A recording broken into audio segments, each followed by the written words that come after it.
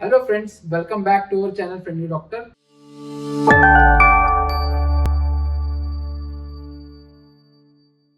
आई hope आप सब अच्छे हैं। और आज का जो टॉपिक है वो है एंडोमेट्रियोसिस। ये भी फीमेल्स की हेल्थ से रिलेटेड आज का टॉपिक है हमारा। तो इसको शुरुआत करता हूँ।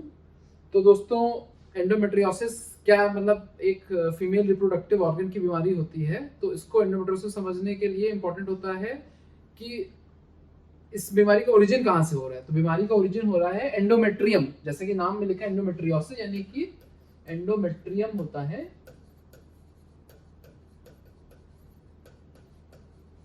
तो ये जो एंडोमेट्रियम जो लाइनिंग होती है, इसकी बीमारी होती है। तो दोस्तों, ये हम लोग कई बार ये वाली इमेज डिस्कस कर चुके हैं हमारे HSG वाली वीडियो में भी और PCOD वाली वीडियो में भी। तो ये हम लोग की यूट्रस है, बच्चेदानी है, ठीक है। तो इसकी जो सबसे अंदर वाली लाइनिंग होती है, इसको बोलते हैं एंडोमेट्रियम।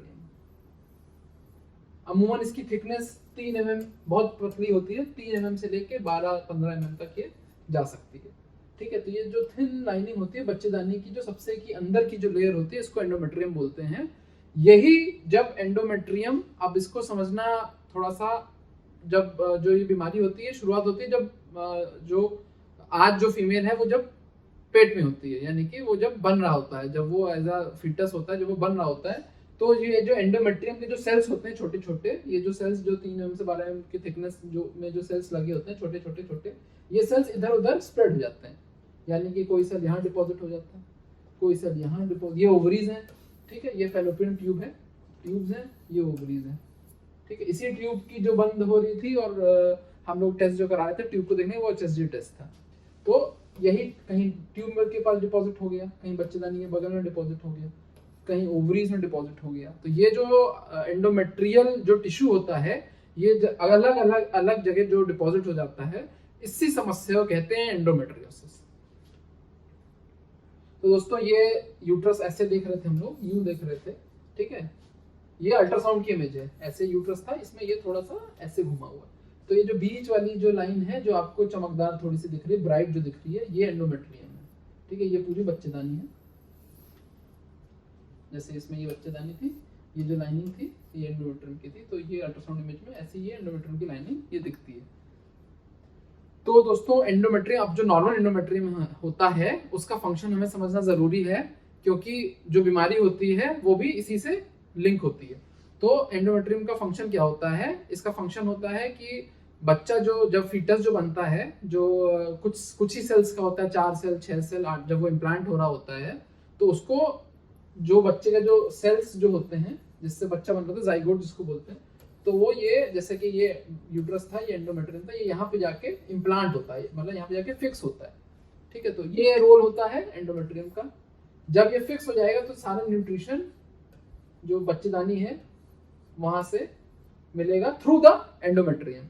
तो maintenance of pregnancy, early pregnancy को मेंटेन करने में, और जस्ट इन केस अगर प्रेगनेंसी नहीं होती है तो जो पीरियड्स जो होते हैं, मेंस्ट्रुएशन जो होता है, वो भी इसके ही सेल्स होते हैं ज्यादातर, जो बाहर निकल आते हैं ब्लीडिंग, एज अ ब्लीडिंग के तौर पे। तो यानी कि क्या हुआ फंक्शन, ये मतलब आपका साइक्लिकल रहता है, जैसे कि पीरियड्स हो गए तो ये शेड हो गया एंडोमेट्रियम लाइनिंग, फिर ये धीमे धीमे थोड़ी मोटी होना स्टार्ट हो जाती है, कि इस एंटिसिपेशन में मोटी होती है कि प्रेगनेंसी आएगी। प्रेगनेंसी आएगी तो उसकी थिकनेस अच्छी होनी चाहिए, तभी वो फीटस को अपना अच्छे से इम्प्लांट कर पाएगी। और जस्ट इन केस मतलब प्रेगनेंसी होगी तो वेल एंड गुड, प्रेगनेंसी को सपोर्ट करेगी endometrium lining. Just in case अगर प्रेगनेंसी नहीं हुई तो ये जो थिक सेल्स थे, जो मैं बता रहा 3 mm से लेकर 12 mm तक की होती है, तो ये मोटी होती गई, प्रेगनेंसी नहीं मिली इसको, 7-8-9 mm तक की हो गई, प्रेगनेंसी नहीं मिली, तो ये एज अ पीरियड्स के तौर पे, मेंस्ट्रुएशन के तौर पे एज अ ब्लीडिंग होके शेड हो जाती है। तो ये रोल होता है नॉर्मल एंडोमेट्रियम का। तो दोस्तों, एंडोमेट्रियोसिस में क्या होता है, मैं बता ही रहा था कि ये जो होता है अलग अलग जो एंडोमेट्रियल टिश्यू होता है, ओवरीज में आ गया, फैलोपियन ट्यूब के पास आ गया, पूरा पेल्विस में आ गया, यानी कि पेशाब की थैली के पास आ गया, है ना, या फिर ये पेल्विस के भी ऊपर चला जाता है। कहते हैं ऐसे ऐसे केस आए हैं कि ये जो एंडोमेट्रियल जो टिश्यू है ये लंग्स तक चला जाता है, मतलब कहीं भी थ्योरेटिकली पॉसिबल है कि एंडोमेट्रियल टिश्यू कहीं भी हो सकता है।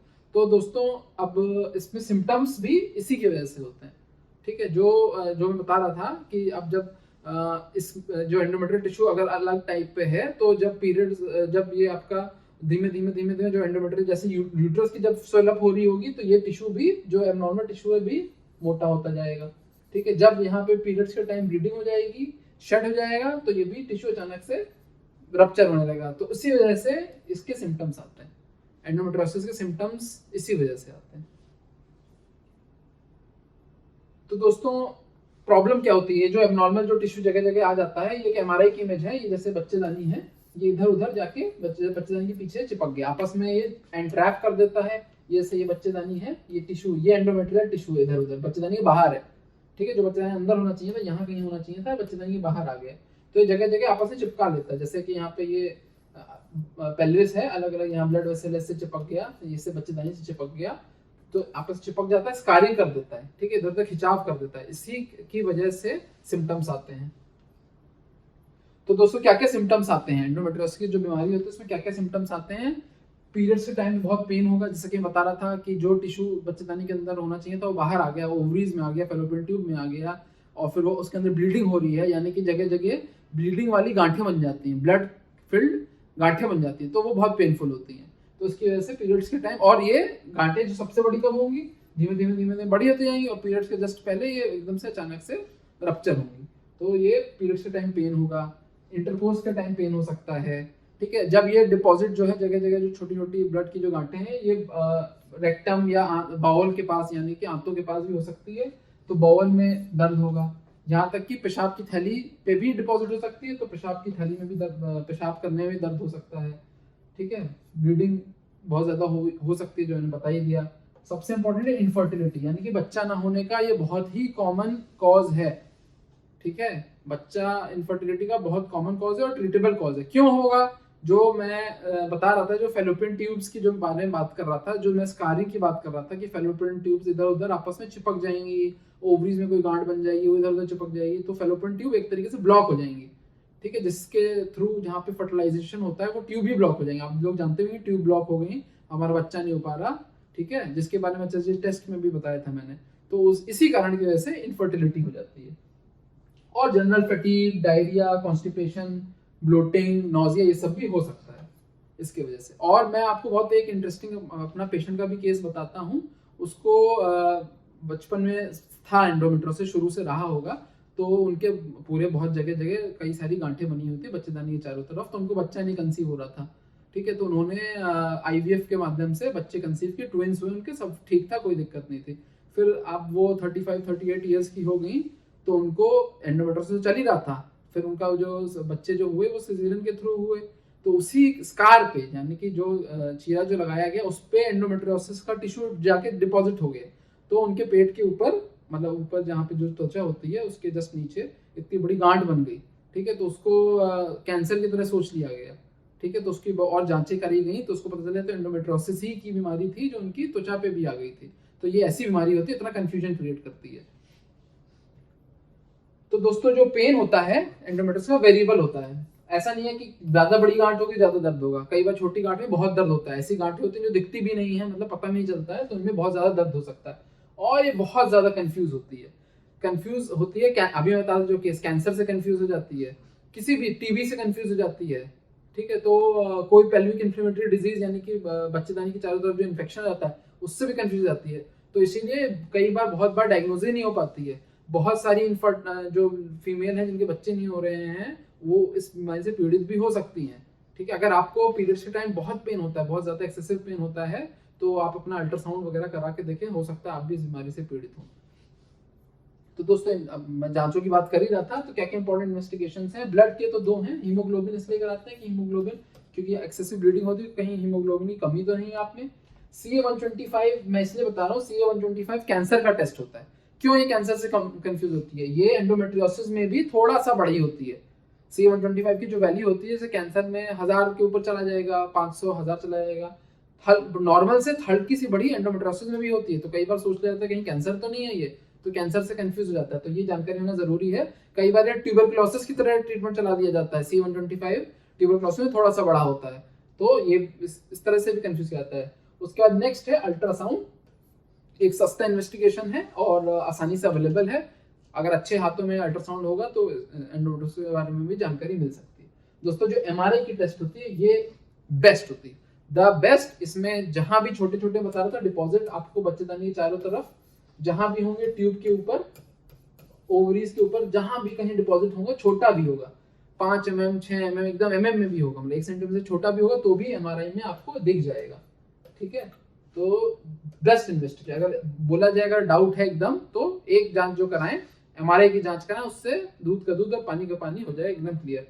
सीटी नहीं अच्छा होता है बच्चेदानी के लिए, जो सीटी स्कैन की, ये कैट स्कैन जिसको बोलते हैं, बच्चेदानी और ओवरीज के लिए सीटी स्कैन उतना अच्छा नहीं होता है, बट यदि एमआरआई नहीं करा पा रहे हैं किन्हीं कारण की वजह से तो सीटी स्कैन में भी इंफॉर्मेशन मिल सकती है। लास्ट है लेप्रोस्कोपी। लेप्रोस्कोपी यानी कि खोल के आपने ऑपरेशन किया, एक यहाँ पे इंसिजन लगाया, उसको ऑब्जर्व किया, हमने विजुअली देख लिया कि कहीं कोई ऐसी कोई डिपॉजिट तो नहीं है, और अगर है तो उसको उस प्रकार इलाज किया गया। तो दोस्तों ये एमआरआई की जो बात करते हैं, ये एमआरआई की इमेज है, ये बच्चेदानी है, ये यूट्रस है। ठीक है, इसके चारों तरफ ये जो व्हाइट व्हाइट जो दिख रहा है, ये एंडोमेट्रियोसिस की, एंडोमेट्रियोटिक सिस्ट बोलते हैं, ये एंडोमेट्रियोसिस की सिस्ट है, यहाँ पे ये जो दिख रहा है ये एंडोमेट्रियोसिस की सिस्ट है। पूरा बच्चेदानी को आपस में चिपका लिया है, ट्यूब को आपस में चिपका लिया है इसने, ओवरीज को आपस में चिपका लिया है, तो ऐसी स्थिति में प्रेगनेंसी होना असंभव रहता है। जब तक इसको हम लोग खोलेंगे नहीं, ठीक से साफ नहीं करेंगे, एंडोमेट्रियोसिस जो डिपॉजिट होते हटा नहीं देंगे या दवाई से नहीं ठीक करें, तब तक प्रेगनेंसी इस वुमन में नहीं होगी। तो एमआरआई का ये रोल था, इसलिए एमआरआई बहुत बेहतर है इसमें। दोस्तों ट्रीटमेंट बहुत सारे अच्छे ट्रीटमेंट ऑप्शन हैं, मैं बताता हूँ आपको। सबसे पहले तो दर्द के लिए आपने दर्द की दवाई दे दी, ठीक है, तो पेन बहुत होता है, मतलब इसमें पीरियड्स के टाइम खासकर बहुत ज़्यादा दर्द होता है। दूसरा हार्मोन थेरेपी होती है, जिसमें जीएनआरएच, प्रोजेस्टिन, एरोमेटेज इनहिबिटर्स, कई तरह के ऑप्शंस होते हैं, वो डिपेंड किया जाता है, आपका डॉक्टर दिखेगा कौन सा आपको सूट कर रहा है, किस पे आप अच्छा रिस्पॉन्स दे रहे हैं। उसके बाद कंजर्वेटिव सर्जरी, यानी कि आपकी एक ऐसी कोई डिपॉजिट जो बच्चा होने से रोक रही थी, अब हम आपको इनफर्टिलिटी है और आपको ठीक है सिम्टम्स वगैरह तो आपने ठीक कर लिए दवाई वगैरह से, बट आपको प्रेगनेंसी भी चाहिए, तो कंजर्वेटिव सर्जरी यानी कि एक कोई बहुत बड़ी सी जो डिपॉजिट थी वो हमारे ट्यूब को दबा रही थी। ठीक है, ये ट्यूब नॉर्मल थी, ये यहाँ पे एक डिपॉजिट आ गई इसके ऊपर, और ये ट्यूब को हमारी कंप्रेस कर दी। ठीक है, यहाँ पे डिपॉजिट आ गया तो ट्यूब हमारी ब्लॉक कर दी इसने, तो इस ट्यूब को ये जो डिपॉजिट था इसको हम लोग ऑपरेशन से हटा देंगे ताकि ट्यूब हमारी खुल जाए और सर्जरी हो पाए, तो इसको कंजर्वेटिव सर्जरी बोली। उसके अलावा तब भी नहीं, अगर नहीं सफाई हो पा रही, क्योंकि बहुत ढीठ टाइप का टिश्यू होता है, चिपक जाता है एक बार तो बहुत मुश्किल से एडेशंस बना देता है, फाइब्रोसिस कर देता है, बहुत मुश्किल से हटता है, फिर आप आईवीएफ वगैरह कराएं, जो मैं अपना अभी पेशेंट का जो मैं केस बता रहा था, तो उन्होंने आईवीएफ कराया और फिर उसके थ्रू वो कंसीव किया था। या फिर टोटल सर्जरी, अगर आपके फैमिली अगर कंप्लीट है, सिम्टम्स बहुत ज़्यादा हैं, बहुत कम चांसेस होते हैं कि इसमें कैंसर डेवलप होने के बहुत कम चांसेस होते हैं, बट अगर हम लोग को ऐसा लग रहा है कि इसमें हो सकता है तो इसका टोटल बच्चेदानी के साथ ये ट्यूब वगैरह सब सारे डिपॉजिट साथ निकाल दिया जाता है, तो ये भी एक ट्रीटमेंट ऑप्शन है। तो दोस्तों एक पेशेंट के बारे में तो मैंने बताया था, एक और पेशेंट के बारे में बताता हूँ, इसलिए बता रहा हूँ कि ट्रीटमेंट का क्या रोल हो सकता है। एक और दूसरा पेशेंट था हमारे पास, अनमैरिड थी, अविवाहित फीमेल थी, उसको पेन बहुत होता था पीरियड्स के टाइम, और उसने CA-125 भी कराया, वो भी थोड़ा सा रेस था, तो उसको ट्यूबरक्लोसिस की तरफ सोचा जा रहा था कि कहीं ट्यूबरक्लोसिस ना हो, तो उसका अल्ट्रासाउंड जब किया गया तो उसको वही जो एंडोमेट्रियोसिस की जो गांठें होती हैं, एंडोमेट्रियोसिस सिस्ट जो होती हैं, या ब्लड की जो गांठें होती हैं, हेमोरेजिक सिस्ट करके आता है अल्ट्रासाउंड में अपीयरेंस, तो वो मिली। ठीक है, छोटी थी, बहुत छोटी थी वो गांठ जो थी, 20-25 mm की थी, तो उसको ट्रीटमेंट किया गया टाइमली, और उसको बाकी कोई एडेशंस वगैरह आपस में बच्चेदानी चिपकी नहीं थी, कोई ट्यूब वगैरह ऐसे ब्लॉकेज नहीं लग रहा था, उसको ट्रीटमेंट किया गया, प्रॉपर जो दवाइयाँ दी गई, उससे जो उसकी जो गांठ थी 25 mm की, वो बिल्कुल गायब होगी। थोड़ा समय लगता है इसमें डिजोल्व होने में, तो वो अराउंड मुझे लग रहा है 7-8 मंथ्स में वो गायब होगी, और होपफुली हम उम्मीद कर रहे हैं कि वो पेशेंट जो है नॉर्मली कंसीव कर जाएगी।